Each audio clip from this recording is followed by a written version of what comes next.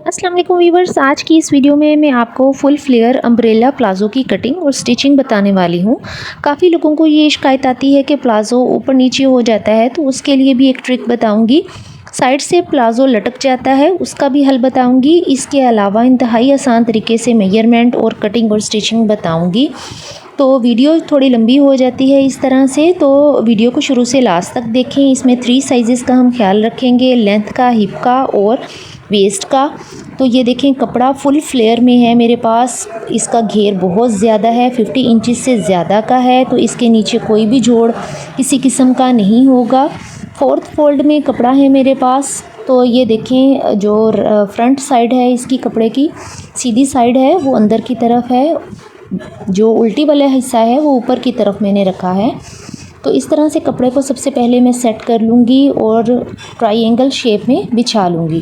Flare ज़्यादा है तो इस तरह से मैं सबसे पहले ऊपर वाले हिस्से की कटिंग करूँगी, फिर नीचे वाला हिस्सा बताऊँगी। तो ये देखें, तो कौन से इस तरह से हमने सेट कर लेना है और हिप साइज़ के अकॉर्डिंग हमने इसकी मेजरमेंट रखनी है। तो हिप साइज़ है 40 इंचेस, तो 4 से डिवाइड किया 10 इंचेस आ गया, उसमें 1 प्लस की लूजिंग दूँगी। तो 11 इंचेस के ऊपर मैं यहाँ पे फर्स्ट मार्क करूँगी। ये देखें, 11 इंच के ऊपर निशान लगाने के बाद इस तरह से मैं कर लूँगी। ऊपर से 15 इंचेस मैंने रखा है, 15 इंच के हिसाब से मैं इस तरह से मार्क करती जाऊँगी 11 इंच के ऊपर। ये देखें, इस तरह से निशान लगाने के बाद 1 इंच एक्स्ट्रा मैं कटिंग और स्टिचिंग का मार्जिन रखूँगी। अब ये देखें, 1 इंच के ऊपर निशान लगा लिया है। अब मैं क्या करूँगी, अब देखें, जिस तरह से जो हिप वाली साइड होती है वो ऊंची होती है और दूसरे वाली साइड थोड़ी नीची होती है, पेट वाला हिस्सा। तो उसके लिए मैं आपको कटिंग बताऊँगी कि आपने फ्रंट वाली साइड इस तरह से 1 इंच डाउन कर देनी है। अब जो 1 इंच डाउन करके निशान लगाया है, वहाँ से मैं 2.5 इंचेस के ऊपर निशान लगाऊंगी। ये बैक साइड के लिए होगा, क्योंकि हिप उठी हुई होती है, तो ट्राउज़र वगैरह में और हर जगह पे हम इसी तरह से बैक साइड को 2.5 इंचेस या 3 इंचेस तक बड़ा रखते हैं। तो इसी तरह से अगर आप निशान लगा लेंगे तो कभी भी आपका अम्ब्रेला प्लाज़ो भी खिंचेगा नहीं और ना ही इसमें किसी किस्म का भी खिंचाव आएगा। तो यहाँ पे मैं 2 इंचेस की लूजिंग दूंगी हिप साइज़ में। 2 इंच की लूजिंग देने के बाद यहाँ पे 2 इंच के ऊपर मैं मार्क कर लूँगी। अब इन निशानों को ऊपर मैं मिला लूँगी इस तरह से। अब क्रोच एरिया की मार्किंग करूँगी। क्रोच एरिया की मार्किंग करने के बाद फ्रंट वाला जो ऊपर वाला पार्ट है, ऊपर वाला पार्ट उसकी मार्किंग हो चुकी है। अब मैं नीचे वाला हिस्से की मेजरमेंट करूँगी। तो लेंथ है मेरे पास 38 इंच मैंने लेनी है। तो 38 इंच के ऊपर मार्क किया और 1 इंच मैंने कटिंग का मार्जिन रखा है। कटिंग और स्टिचिंग का जो मार्जिन होता है वो 1 इंच ऊपर निशान लगाया है। लेकिन ये जो मैं निशान लेंथ का लगाने वाली हूँ, ये ऊपर तकोन वाले हिस्से से मैंने लगाना शुरू करना है, ताकि मेजरमेंट बिल्कुल भी गलत ना हो। तो यहाँ सबसे पहले मैं जो 38 इंच के ऊपर मैंने निशान लगाया है वहाँ तक मैंने मार्किंग की है, तो 53 इंचेस आता है। तो तकोन से लेके नीचे 53 इंच तक मैं निशान लगाने वाली हूँ। तो इस तरह 1 बाय 1 मैं निशान लगा लूँगी। ये देखें, 53 इंच तक मैं सारा निशान लगा चुकी हूँ। अब ये वाला जो पार्ट है, यहाँ से मैं 1 इंच एक्स्ट्रा कटिंग करूँगी, एक्स्ट्रा निशान लगाऊँगी। उससे ये फ़ायदा होगा कि अम्ब्रेला प्लाज़ो यहाँ से लटक जाता है। तो जब आप 1 इंच ऊपर को निशान लगा के कटिंग करेंगे तो ये कभी भी ऊपर को लटकेगा नहीं। तो इस तरह से मैं इसको आस्ता आस्ता लाते हुए मिला लूँगी और अब मैं इसकी कटिंग कर लूँगी।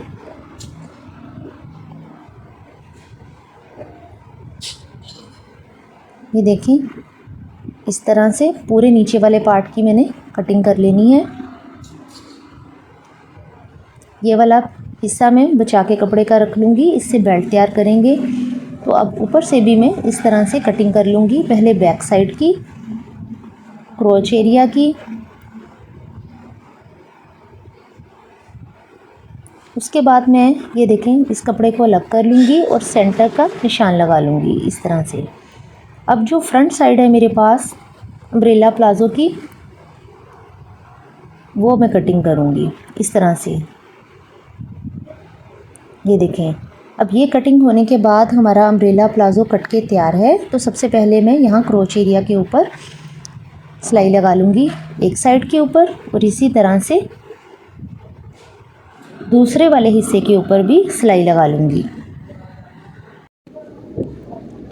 अब ये देखें, बेल्ट कटिंग करने के लिए ये कपड़ा लिया है और बेल्ट की मेजरमेंट मैंने हिप के अकॉर्डिंग रखी है, यानी कि 10 में 2 प्लस करके। तो हिप साइज़ के अकॉर्डिंग मैंने ये बेल्ट की लेंथ ली है, और जो चौड़ाई है वो मैंने इसकी ली है 4 इंचेस। तो इस तरह से ये डबल पीस है, तो बेल्ट की मैं इसी तरह से कटिंग कर लूँगी। ये देखें, बेल्ट का कपड़ा मैं कटिंग कर चुकी हूँ। अब एक तरफ से मैं इसको इस तरह से स्टिच कर लूँगी। क्रोच एरिया की दोनों साइडों पर, फ्रंट और बैक साइड पर सिलाई मैंने लगा ली हुई है। अब ये जो बेल्ट का कपड़ा मैंने स्टिच किया है, इसको मैं इस तरह से खोल लूँगी, और ऐसे जहाँ से मैंने क्रोच एरिया की सिलाई शुरू की थी फ्रंट साइड पे, वहाँ से सिलाई लगाना शुरू करूँगी। इस तरह से ना आपने कपड़े को खींचना नहीं है, और यहाँ तक सिलाई लगाऊंगी, यानी कि राउंड अबाउट में सिलाई लगा लूँगी। ये देखें, चारों तरफ मैं सिलाई लगा चुकी हूँ। अब ये देखें, इससे ये फ़ायदा होता है सिलाई को ओपन रखने का कि कपड़ा कम या ज़्यादा हो रहा हो तो हम वो मैनेज कर लेते हैं। ये थोड़ा सा कपड़ा इजाफी हो रहा है तो मैं यहाँ से कटिंग कर लूँगी।